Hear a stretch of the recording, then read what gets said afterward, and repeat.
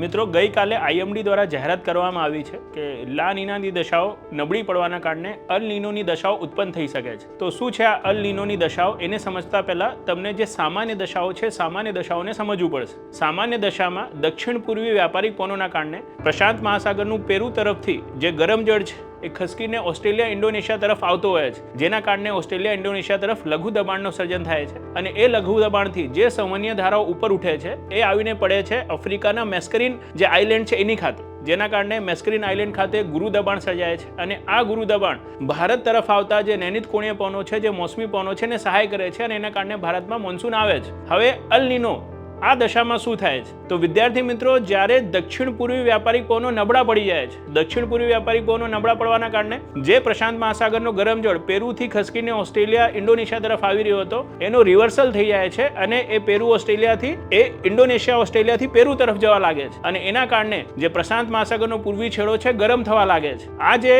Indonesia ઓસ્ટ્રેલિયાથી Peru તરફ જતો ગરમ જળનો પ્રવાહ છે એને જ કહેવાય છે અલ નીનો. અલ નીનોની દશાઓ ખબર પડી શકે છે જ્યારે પ્રશાંત મહાસાગર તરફ જળ જે છે ગરમ થવા લાગે છે. હવે આ અલ નીનોના કારણે જે ઇન્ડોનેશિયા ઓસ્ટ્રેલિયા તરફ લઘુ દબાણ પડતો હતો એ વિલુપ્ત થઈ જાય છે અને એના કારણે જે આફ્રિકાના મેસ્કરીન ખાતે ગુરુ દબાણ પડતો હતો એ બી નાશ પામવા લાગે છે કે ઓછું પડી જાય છે. એના કારણે ભારત તરફ આવતી જે નૈનિત કોણીય પવનો છે, મતલબ જે મોન્સૂની પવનો છે નબળા પડી જાય છે, જેના કારણે ઇન્ડિયામાં મોન્સૂન ડિલેડ થાય છે, હે ને, વરસાદ નબળો પડે છે, વરસાદ મોડો આવે છે. તો મિત્રો, હવે આ જે અલ નીનોની દશાઓ છે, આ અલ નીનોની દશાઓની કઈ અસર થઈ શકે છે? એક તો અલ નીનોની દશાની સૌથી મોટી અસર હોય છે કે ભાઈ આ ગ્લોબલ વોર્મિંગને અસર કરે છે. બીજું, ઓસ્ટ્રેલિયા તરફ ગુરુ દબાણ સર્જાવાના કારણે ઓસ્ટ્રેલિયામાં સૂખો પડે છે, રાઈટ, ગરમીની માત્રા વધી જાય છે, જેના કારણે ત્યાં બુશ ફાયર જેવી જે સ્થિતિ છે એ બી ઉત્પન્ન થતી હોય છે. એની સાથે સાથે ઇન્ડિયામાં આની અસર આપ જોશો તો ઇન્ડિયામાં વરસાદ ઓછો થઈ રહ્યો છે, રાઈટ, વરસાદ મોડો આવી રહ્યો છે. એના કારણે આપણી જે ખરીફ પાકની વાવેતર છે એને અસર થાય છે. ડેમમાં પાણી ઓછું આવવાના કારણે જે પાવર જનરેશન છે એને બી શું થાય છે? અસર થાય છે. જે ટેમ્પરેચર રાઇઝ છે, ટેમ્પરેચર રાઇઝ બી જોવા મળે છે, હે ને, જેના કારણે લોકોને હીટ સ્ટ્રોકની માત્રા શું થઈ શકે છે? વધી શકે છે. તો ફૂડ ઇન્ફ્લેશન બી આવી શકે છે, જેના કારણે મોંઘવારીને અસર થઈ શકે છે. તો આ રીતે ઇન્ડિયાની ઇકોનોમીને મલ્ટિપલ